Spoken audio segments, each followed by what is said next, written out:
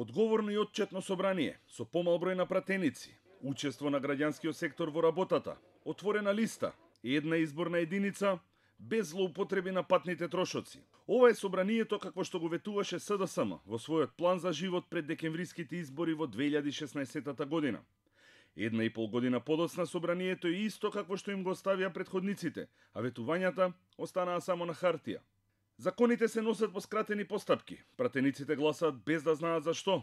Патните трошоци им станаа главен извор на приход на сите пратеници, без разлика на партија, а контактите со граѓаните се сведуваат на оние кога некој протестира пред парламентот. Што беше напишано во изборната програма на СДСМ за собранието? Враќање на дигнитетот на институцијата која била претворена во безгласна буква и сведена на гласачка машина.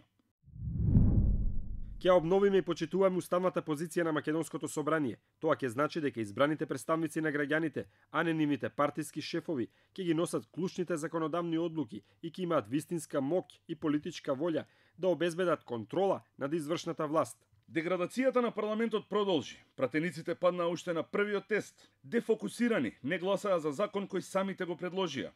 Собранието ќе биде дом на граѓаните и една од клучните ставки во програмата, според која се обврзуваат да иницираат деловничка обврска за сите комисии да овозможат учество на невладини организации, синдикати и комори во дебатите за генерални политики, стратегии и клучни закони. И пратеничките канцеларии кои беа ветувани не проработеа. А СДСМ најави дека ќе ги задолжи пратениците да ги објавуваат податоците за присуство, гласање и дискусии и во овие канцеларии. Намалувањето на бројот на пратеници, отворени листи и промена на изборниот модел исто така се најдува во планот за живот. Ке почнеме разговори со сите други партии во парламентот за да го намалиме и бројот на пратеници помеѓу 90 и 100 што сметаме дека највеќе ќе одговара на Македонија. Не е битно само колку се, битно е и кои се. Ќе предложиме промена на изборниот модел, при што Република Македонија ќе биде една изборна единица.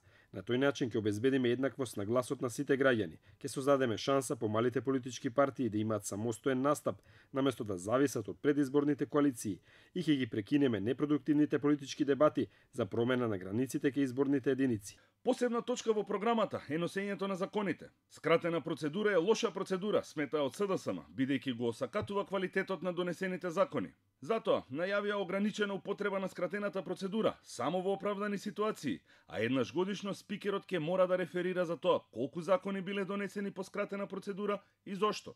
Надзор над власта е една од клучните функции на собранието, па затоа беше ветено воведување на редовната практика на јавни сослушувања, како и обврски за премиерот, министрите и други функционери именувани од владата да се појавуваат и да сведочат пред пратениците.